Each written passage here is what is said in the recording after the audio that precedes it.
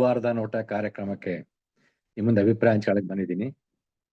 ನಿಮ್ಗೆಲ್ಲ ಗೊತ್ತಿರುವಂತೆ ಇತ್ತೀಚೆಗೆ ದಿನಪತ್ರಿಕೆಗಳಲ್ಲಿ ಅನೇಕ ವಿಷಯಗಳು ಸುದ್ದಿ ಆಗ್ತಾ ಇದ್ದಾವೆ.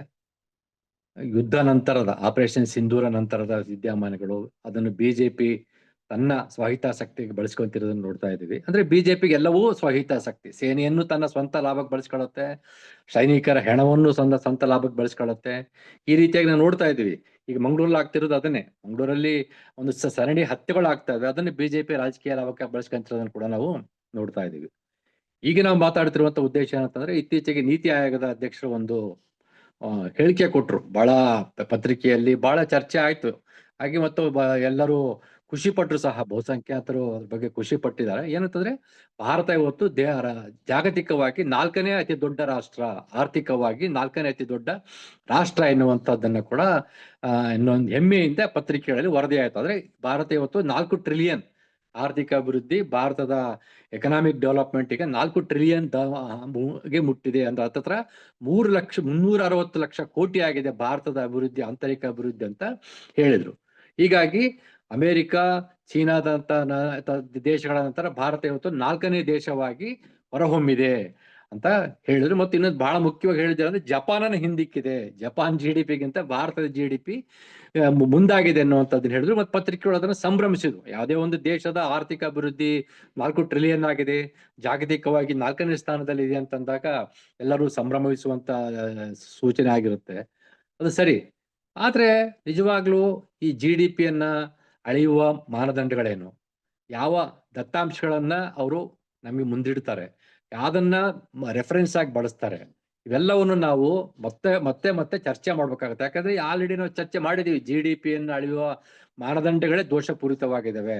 ಇಲ್ಲಿ ಕಾರ್ಪೊರೇಟ್ ಶಕ್ತಿಗಳು, ಬಂಡವಾಳಶಾಹಿಗಳು ಏನು ಅತಿ ಶ್ರೀಮಂತರು ಏನು ಉತ್ಪಾದನೆ ಮಾಡ್ತಾರೆ, ಏನು ಉತ್ಪಾದನೆ ಮಾಡಿ ಒಂದು ವಿದೇಶ ವಿನಿಮಯ ಗಳಿಸ್ತಾರೆ, ಅಥವಾ ಏನು ಅವರ ಪ್ರಾಫಿಟ್ ನ ಏನು ತೆರಿಗೆ ರೂಪದಲ್ಲಿ ಕಟ್ತಾರೆ, ಈ ರೀತಿ ಅನೇಕ ವಿಷಯಗಳು ಇದಾವಲ್ಲ, ಇವರ ಅಭಿವೃದ್ಧಿ ಸೂಚಕವೇ ದೇಶದ ಅಭಿವೃದ್ಧಿ ಅಂತ ಬಿಂಬಿಸಲಾಗ್ತಾ ಇದೆ. ಅದ್ರ ಬಗ್ಗೆ ಆಲ್ರೆಡಿ ಚರ್ಚೆ ಆಗಿದೆ. ಮತ್ತೆ ಚರ್ಚೆ ಮಾಡ್ಬೇಕಾದ ಅಗತ್ಯವಿರೋದ್ರಿಂದ ನಾವು ಮತ್ತೆ ಮಾತನಾಡ್ಬೇಕಾಗುತ್ತೆ. ಹಾಗಿದ್ರೆ ಏನಿದು ಭಾರತ 4 ಟ್ರಿಲಿಯನ್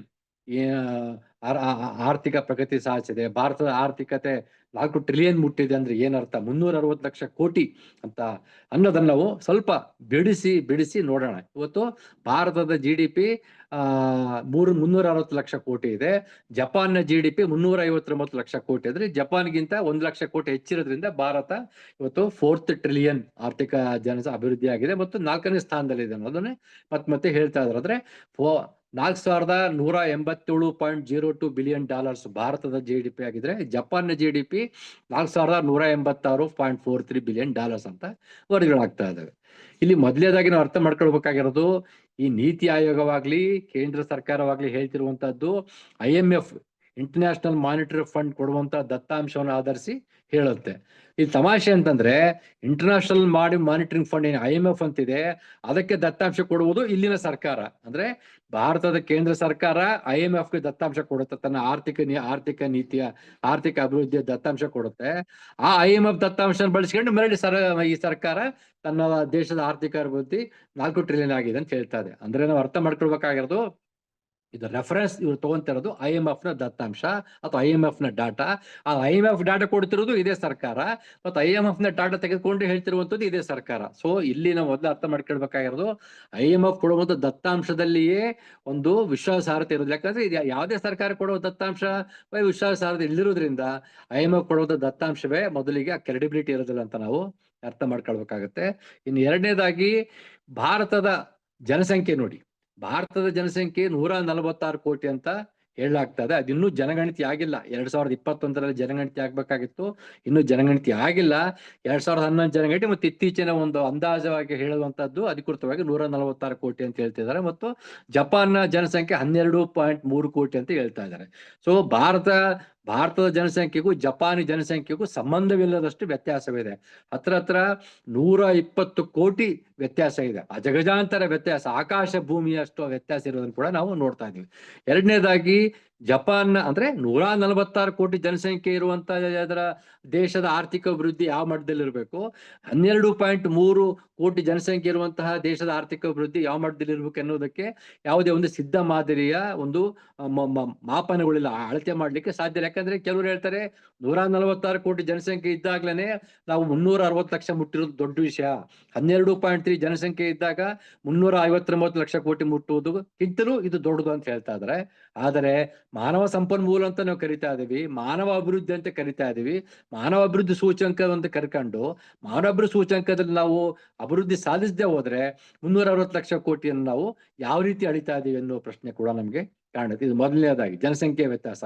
ಎರಡನೇದು 146 ಕೋಟಿ ಜನಸಂಖ್ಯೆ ಆಧಾರದಲ್ಲಿ ನಾವು ಮಾತಾಡೋದಾದ್ರೆ ಭಾರತದ ತಲಾ ವಾರ್ಷಿಕ ಆದಾಯ ಅಂದ್ರೆ ಪರ್ ಕ್ಯಾಪಿಟಲ್ ಇನ್ಕಮ್ ಅಂತ ಕರಿತಾ ಇದೀವಿ, ಅಂದ್ರೆ ಒಟ್ಟು ಆದಾಯ ಡಿವೈಡೆಡ್ ಬೈ ಪಾಪ್ಯುಲೇಷನ್ ಅಂತ ಏನ್ ಮಾಡ್ತಾ ಇದೀವಿ ಆ ಆಧಾರದಲ್ಲಿ ಏನ್ ಮಾಡ್ತಾ ಇದಾರೆ. ಸೊ ತಲಾ ವಾರ್ಷಿಕ ಆದಾಯ ಭಾರತದ ಪ್ರತಿ ತಲಾ ವಾರ್ಷಿಕ ಆದಾಯ ಸರಾಸರಿ 2.8 ಲಕ್ಷ ಅಂತ ವರದಿಯಾಗಿದೆ.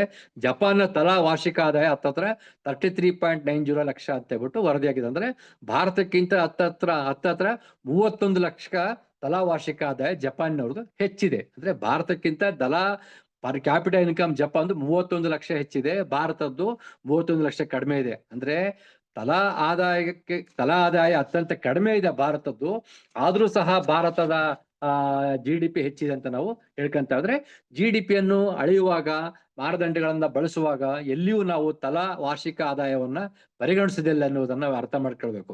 ಈ 2.88 ಲಕ್ಷ ತಲಾ ವಾರ್ಷಿಕ ಆದಾಯದಲ್ಲಿ ಈ ದೇಶದ ಅತಿ ಶ್ರೀಮಂತರಂತ ಏನಿದ್ದಾರೆ, ಕ್ರೂನಿ ಕ್ಯಾಪಿಟಲಿಸ್ಟ್ ಅಂತ ಏನ್ ಕರಿತಾ ಇದೀವಿ, 1% ಕ್ರೂನಿ ಕ್ಯಾಪಿಟಲಿಸ್ಟ್ ಇದ್ದಾರೆ, ಅವರ ಸಂಪತ್ತೇ 41% ಪ್ರಮಾಣವಿದೆ. ಅಂದ್ರೆ ಅವರ ಸಂಪತ್ತೇ 41% ಪ್ರಮಾಣದಲ್ಲಿ ತಲಾ ವಾರ್ಷಿಕ ಆದಾಯ ಕೂಡ ಬರುತ್ತೆ ಅನ್ನೋದಾದ್ರೆ, ಅಥವಾ GDP 360 ಲಕ್ಷ ಕೋಟಿ ಅಂತ ಏನಿದೆ ಅದರಲ್ಲಿ 1% ಅತಿ ಶ್ರೀಮಂತರ ಸಂಪತ್ತು ಸೇರಿರೋದ್ರಿಂದ ಈ 41% ತೆಗೆದ್ರೆ 360 ಲಕ್ಷ ಕೋಟಿಯಲ್ಲಿ 41% ಹತ್ತತ್ರ 147 ಲಕ್ಷ ಕೋಟಿ ತೆಗೆದ್ರೆ ಭಾರತದ GDP 212 ಲಕ್ಷ ಕೋಟಿ ಆಗುತ್ತೆ. ಅಂದ್ರೆ ಅದು ಜಾಗತಿಕವಾಗಿ ಯಾವುದೇ ಸ್ಥಾನಕ್ಕೆ ಕುಸಿಬಹುದು, 10ನೇ ಸ್ಥಾನಕ್ಕೆ ಕುಸಿಬಹುದು, 12ನೇ ಸ್ಥಾನಕ್ಕೆ ಕುಸಿಬಹುದು. ಅಂದ್ರೆ 1% ಅತಿ ಶ್ರೀಮಂತರ ಸಂಪತ್ತನ್ನ 340 ಲಕ್ಷ ಕೋಟಿದ ತೆಗೆದ್ರೆ, ಅದರ 147 ಲಕ್ಷ ತೆಗೆದ್ರೆ ಭಾರತ GDP 212 ಲಕ್ಷ ಕೋಟಿ ಆಗುತ್ತೆ. ಇನ್ನು 57% ಜನಸಂಖ್ಯೆ ಬಳಿ 10% ಜನಸಂಖ್ಯೆ ಬಳಿ ಅಂದ್ರೆ ಅತಿ ಶ್ರೀಮಂತರು ಮತ್ತು ಶ್ರೀಮಂತರು ಕ್ಯಾಪಿಟಲಿಸ್ಟ್ ಅಂಡ್ ಕ್ರೂನಿ ಕ್ಯಾಪಿಟಲಿಸ್ಟ್ ಅಂತ ಏನ್ ಕರಿತಾ ಇದೀವಿ, ಅವರ ಬಳಿ 57% ಸಂಪತ್ತಿದೆ ಅಂತ ಹೇಳ್ದಾಗ್ತಿದೆ. ಅಂದ್ರೆ 360 ಲಕ್ಷ ಕೋಟಿಯಲ್ಲಿ 57% ಅದರ 57% ಸಂಪತ್ತಿದೆ, ಅದು 10% ಅತಿ ಶ್ರೀಮಂತರು ಮತ್ತು ಶ್ರೀಮಂತರು ಇದೆ ಅಂತ ಹೇಳ್ತಾ ಇದ್ದಾರೆ. ಅಂದ್ರೆ ಅದರಿಂದ 360 ಲಕ್ಷ ಕೋಟಿ 205 ಲಕ್ಷ ಕೋಟಿ ತೆಗೆದ್ಬಿಟ್ರೆ ಅದು ಅವ್ರಿಗೆ ಸೇರಿರುವಂತ ಕೇವಲ 10% ಜನಸಂಖ್ಯೆಗೆ ಸೇರಿರುವಂತದ್ದಾಗಿರೋದ್ರಿಂದ 205 ಲಕ್ಷ ಕೋಟಿ ತೆಗೆದ್ರೆ ಭಾರತದ GDP 154 ಲಕ್ಷ ಆಗುತ್ತೆ. ಅಂದ್ರೆ ಹತ್ತತ್ರ 154 ಲಕ್ಷ ಕೋಟಿ ಆಗುತ್ತೆ. ಅಂದ್ರೆ 360 ಲಕ್ಷ ಕೋಟಿಗಿಂತ ಅರ್ಧಕ್ಕರ್ಧ 154 ಲಕ್ಷ ಕೋಟಿ ಇಳಿಯುತ್ತೆ. ಅಂದ್ರೆ 10% ಜನಸಂಖ್ಯೆಯನ್ನ ನೀವು ತೆಗೆದು ಬಿಟ್ರೆ ಅದರ 57% ಸಂಪತ್ತನ್ನು ತೆಗೆದ್ರೆ ಭಾರತದ GDP ಅರ್ಧಕ್ಕರ್ಧ ಕಡಿಮೆ ಆಗುತ್ತೆ, 154 ಲಕ್ಷ ಕೋಟಿ ಇಳಿಯುತ್ತೆ. ಈ 10% ಶ್ರೀಮಂತರಲ್ಲಿ ಅದಾನಿಯವರ 8.5 ಲಕ್ಷ ಕೋಟಿ ಸಂಪತ್ತಿದೆ, ಅಂಬಾನಿಯವರ 8.5 ಲಕ್ಷ ಕೋಟಿ ಸಂಪತ್ತಿದೆ. ಈ ತರ ಎಲ್ಲಾ ಅತಿ ಶ್ರೀಮಂತರ ಸಂಪತ್ತು ಒಟ್ಟಿಗೆ ಸೇರಿಸಿ ಹತ್ತತ್ರ 205 ಲಕ್ಷ ಕೋಟಿ ಸಂಪತ್ತು ಅಂತ ಹೇಳ್ತಾ ಇದ್ರೆ, 205 ಲಕ್ಷ ಕೋಟಿ ಸಂಪತ್ತನ್ನು ತೆಗೆದು ಬಿಟ್ರೆ ಭಾರತದ GDP 154 ಲಕ್ಷ ಕೋಟಿ ಆಗುತ್ತೆ. ಈ 154 ಲಕ್ಷ ಕೋಟಿ ಜಾಗತಿಕವಾಗಿ ನಾವು ಪರಿಗಣಿಸಿದ್ರೆ ಭಾರತ ಎಷ್ಟನೇ ಸ್ಥಾನದಲ್ಲಿ ಇದೆ ಅಂತ ನೀವೇ ಊಹಿಸ್ಕೊಳ್ಬೇಕಾಗತ್ತೆ. ಅದು 15ನೇ ಸ್ಥಾನದಲ್ಲಿ ಇರ್ಬೋದು, 10ನೇ ಸ್ಥಾನದಲ್ಲಿ, 4ನೇ ಸ್ಥಾನವಂತೂ ಖಂಡಿತವಾಗಿಯೂ ಅಲ್ಲ. ಇನ್ನು ಕೆಳಗಿನ ಹಂತದ 50% ಜನಸಂಖ್ಯೆ ಅಂದ್ರೆ ಕೆಳ ಸ್ತರದಲ್ಲಿ ಏನು ಬದುಕ್ತಾ ಇದ್ದಾರಲ್ಲ, ಅತಿ ಬಡವರು ಮತ್ತು ಕೆಳ ಮಧ್ಯಮ ವರ್ಗದಲ್ಲಿ ಬದುಕ್ತಾ ಇದ್ದಾರೆ, ಅವರ ಬಳಿ 50% ಜನಸಂಖ್ಯೆ ಇದೆ, ಅವರ ಬಳಿ ಕೇವಲ 3% ಸಂಪತ್ತಿದೆ, ಹತ್ತತ್ರ 3 ಲಕ್ಷ ಸಂಪತ್ತಿದೆ ಅಂತ ಹೇಳ್ತಾ ಇದ್ದಾರೆ. ಇದನ್ನು ನೀವು ತೆಗೆದುಬಿಟ್ರೆ ಭಾರತದ ಅಂದ್ರೆ ಏನು 10% ಅತಿ ಶ್ರೀಮಂತರನ್ನ ನೀವು ಇಡೀ GDP ಇಂದ ತೆಗೆದ್ರೆ ಭಾರತದ ತಲಾ ವಾರ್ಷಿಕ ಆದಾಯ ಪರ್ ಕ್ಯಾಪಿಟಲ್ ಇನ್ಕಮ್ ಏನಾಗುತ್ತೆ, ಕೇವಲ 94 ಸಾವಿರ ಆಗಿ ಉಳ್ಕೊಳ್ಳುತ್ತೆ. ಅದಾದ್ರೆ 8.8 ಲಕ್ಷ ಕೋಟಿ ಅಲ್ಲ, 8.8 ಲಕ್ಷವಲ್ಲ, ಇದು ಕೇವಲ 94 ಸಾವಿರ ಮಾತ್ರ ಭಾರತದ ತಲಾ ವಾರ್ಷಿಕ ಆದಾಯವಾಗಿದೆ. ಅಂದ್ರೆ ನಿಜವಾದ ಅರ್ಥದಲ್ಲಿ ಭಾರತದ ಅಭಿವೃದ್ಧಿ ಎಷ್ಟಿದೆ ಅಂತಂದ್ರೆ ಪ್ರತಿ ವ್ಯಕ್ತಿಯ ಬಳಿ ಕೇವಲ ವಾರ್ಷಿಕವಾಗಿ ತಲಾ ಆದಾಯ 94,000 ಮಾತ್ರ ಹೊರತಾಗಿ 2.88 ಲಕ್ಷ ಅಲ್ಲವೇ ಅಲ್ಲ. ಇದು ಮೊದಲೇದು. ಇನ್ನು ನೀವು ಉತ್ತರ ಭಾರತ ಮತ್ತು ದಕ್ಷಿಣ ಭಾರತವಂತ ವಿಂಗಡಣೆ ಮಾಡಿದ್ರೆ ದಕ್ಷಿಣ ಭಾರತದ ಕಡೆಗೆ ತಲಾ ವಾರ್ಷಿಕ ಆದಾಯ ಹತ್ತತ್ರ 2 ಲಕ್ಷ ಬರ್ಬೋದು. ಆದ್ರೆ ನೀವು ಉತ್ತರ ಭಾರತದ ಕಡೆಗೆ ಹೋದ್ರೆ ತಲಾ ವಾರ್ಷಿಕ ಆದಾಯ 72,000 ಹತ್ರಕ್ಕೆ ಬರುತ್ತೆ.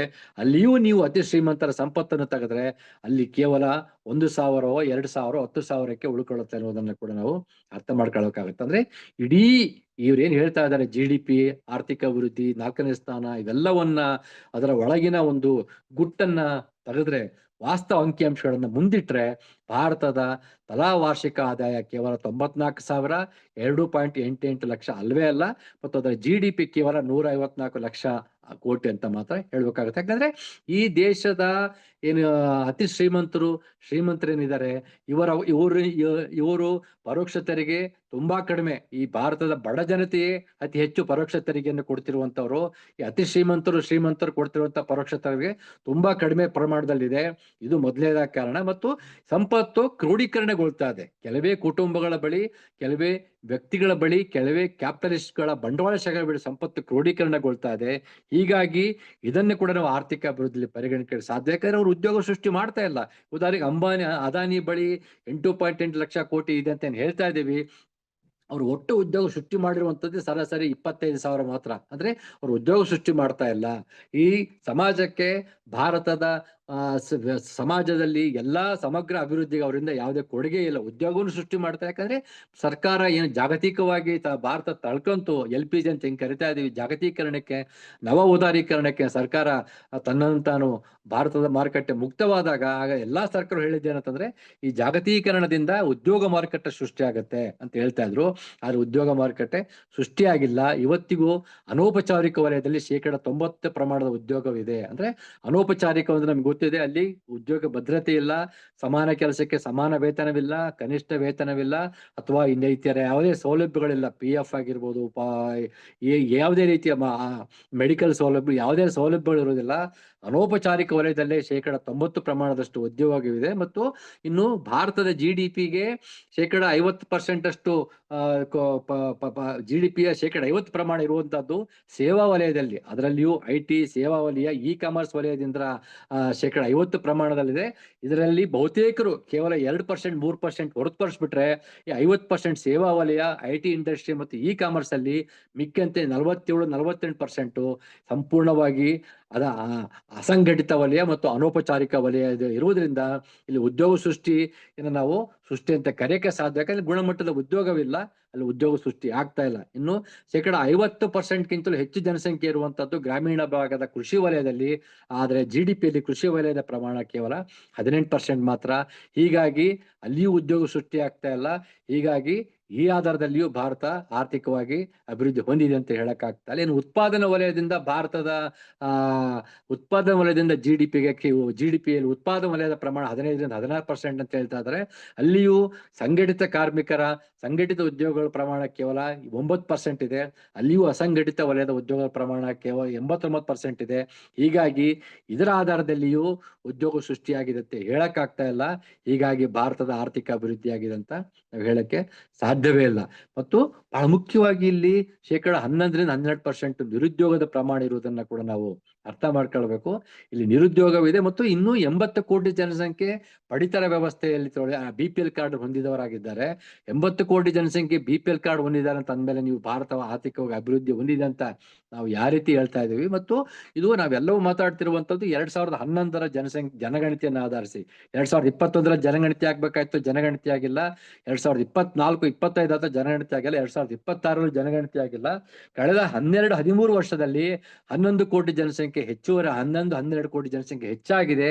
ಆದ್ರೆ ಈ 12 ಕೋಟಿ ಜನಸಂಖ್ಯೆ ಯಾವುದೇ ರೀತಿಯ ಸರ್ಕಾರದ ಕಲ್ಯಾಣ ಯೋಜನೆಗಳಿಗೆ ಲಭ್ಯ, ಅವರಿಗೆ ಫಲಾನುಭವಿಗಳಲ್ಲ. ಹೀಗಾಗಿ ಆ ಜನಸಂಖ್ಯೆಯನ್ನು ಹೆಚ್ಚಿಗೆ ಮಾಡಿದ್ರೆ ಭಾರತದ ತಲಾ ವಾರ್ಷಿಕ ಆದಾಯ ಇನ್ನಷ್ಟು ಕಡಿಮೆಯಾಗುವ ಎಲ್ಲಾ ಸಾಧ್ಯತೆಗಳಿದಾವೆ.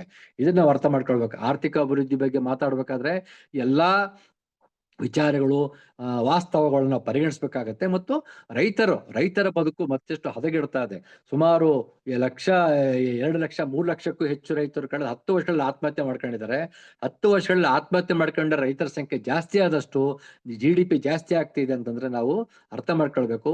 ನಾವು GDP ಅಳೆಯುವ ಮಾನದಂಡಗಳೇ ದೋಷಪೂರಿತವಾಗಿದೆ ಅಂತ. ಇನ್ನು ಬಹಳ ಮುಖ್ಯವಾಗಿ ಹಣದುಬ್ಬರವನ್ನು ನಾವು ಪರಿಗಣಿಸ್ತಾ ಇಲ್ಲ. 10 ವರ್ಷಗಳಿಂದ ಸುಮಾರು ನಾವು 2010 ನಾವು ಮಾನದಂಡವಾಗಿ ಬಳಸಿದ್ರೆ, ರೆಫರೆನ್ಸ್ ಆಗಿ ಬಳಸಿದ್ರೆ, 15 ವರ್ಷಗಳಲ್ಲಿ ಇಲ್ಲಿ ಅಗತ್ಯ ವಸ್ತುಗಳ ಬೆಲೆ 100 ಪಟ್ಟು 3 ಪಟ್ಟು 4 ಪಟ್ಟು ಹೆಚ್ಚಿಗೆ ಆಗಿರೋದನ್ನ ನೋಡ್ತಾ ಇದ್ದೀವಿ. ಉದಾಹರಣೆಗೆ ಪೆಟ್ರೋಲಿಯಂ ಬೆಲೆ ಅಥವಾ ಪೆಟ್ರೋಲಿಯಂ ಉತ್ಪನ್ನಗಳ ಬೆಲೆ 60 ರೂಪಾಯಿ ಇದ್ದದ್ದು ಈಗ 100 ರೂಪಾಯಿಗೆ ಆಗಿದೆ. ಹತ್ರ 40 ರೂಪಾಯಿ ಜಾಸ್ತಿ ಆಗಿದೆ.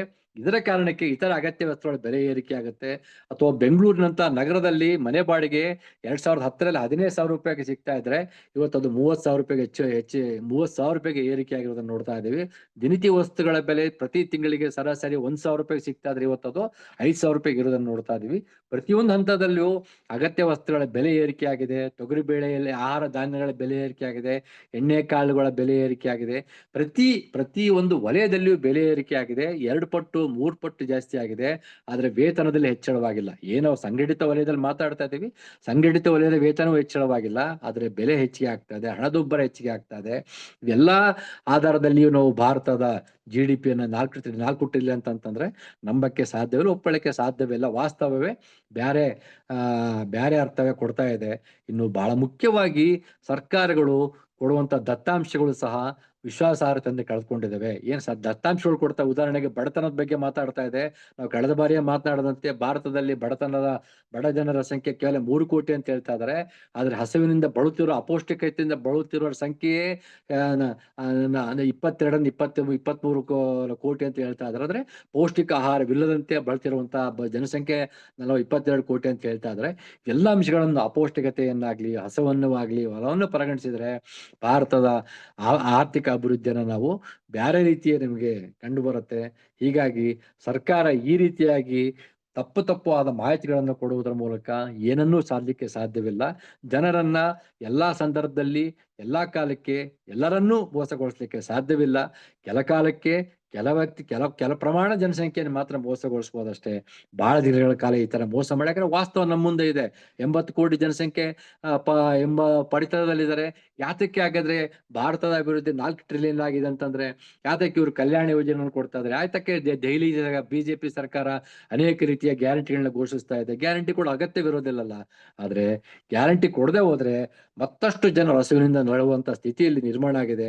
ಉದ್ಯೋಗ ಸೃಷ್ಟಿ ಆಗ್ತಾ ಇಲ್ಲ, ಗುಣಮಟ್ಟದ ಉದ್ಯೋಗ ಸೃಷ್ಟಿ ಆಗ್ತಾ ಇಲ್ಲ, ಬೆಲೆ ಏರಿಕೆ ಕಡಿಮೆ ಆಗ್ತಾ ಇಲ್ಲ, ಮತ್ತು ಸಮಾನ ಕೆಲಸಕ್ಕೆ ಸಮಾನ ವೇತನ ಸಿಗ್ತಾ ಇಲ್ಲ. ಇವೆಲ್ಲವೂ ಅನೇಕ ವಿಷಯಗಳು ಆಲ್ರೆಡಿ ಚರ್ಚೆ ಆಗಿರೋದ್ರಿಂದ ಇವೆಲ್ಲವನ್ನ ಅಂಶವನ್ನು ಪರಿಗಣಿಸುವುದರ ಮೂಲಕ ನಾವು ಅರ್ಥ ಮಾಡ್ಕೊಳ್ಬೇಕು. ಭಾರತದ ಆರ್ಥಿಕ ಅಭಿವೃದ್ಧಿ 4 ಟ್ರಿಲಿಯನ್ ಅನ್ನೋದು ಕೇವಲ ವಿಂಡೋ ಶೈನಿಂಗ್ ಅಂತ ಕರೀತಾರೆ. ಅಂದ್ರೆ ಸುಮ್ಮನೆ ಒಂದು ಹೊಳಪು ಬರುವ ರೀತಿಯಲ್ಲಿ ಡೆಕೋರೇಷನ್ ಮಾಡ್ತಾರೆ ಹೊರತಾಗಿ ಅದನ್ನು ಬಿಚ್ಚಿದ್ರೆ, ಕಿಟಕಿಯ ಬಾಗಿಲನ್ನು ತೆಗೆದ್ರೆ, ಮನೆ ಬಾಗಿಲನ್ನು ತೆಗೆದ್ರೆ ಒಳಗಿನ ಒಂದು ಎಲ್ಲಾ ಕೊಳಕುತನ ಏನ್ ಕಾಣಿಸುತ್ತೆ ಅದೆಲ್ಲವೂ ನಮಗೆ ಗೋಚರ ಆಗುತ್ತೆ. ದಯವಿಟ್ಟು ನಾವು ಅರ್ಥ ಮಾಡ್ಕೊಳ್ಬೇಕಾಗಿರೋದು, ಯಾವುದೇ ಈ ರೀತಿಯ ಒಂದು ಜುಮ್ಲಾ ಅಂತ ಏನ್ ಕರಿತಾ ಇದೀವಿ, ಈ ಜುಮ್ಲಾದಲ್ಲಿ ನಾವು ತೇಲಿ ಹೋಗುವ ಅಗತ್ಯವಿಲ್ಲ. ನಾವು ಮರಳಿ ಭಾರತದ ನಿಜವಾದ ಆರ್ಥಿಕ ಅಭಿವೃದ್ಧಿ ಅಂದ್ರೆ ಇಲ್ಲ ಬಡ ಜನರ ಅಭಿವೃದ್ಧಿ ಮತ್ತು ಹಸುವಿನಿಂದ ಬಡತನದ ನರಳುವ ಸಂಖ್ಯೆ ಕಡಿಮೆ ಆಗುವ ಕಡೆಗೆ, ಉದ್ಯೋಗ ಸೃಷ್ಟಿಯ ಕಡೆಗೆ ನಾವು ದೃಷ್ಟಿ ಹರಿಸಬೇಕಾಗುತ್ತೆ.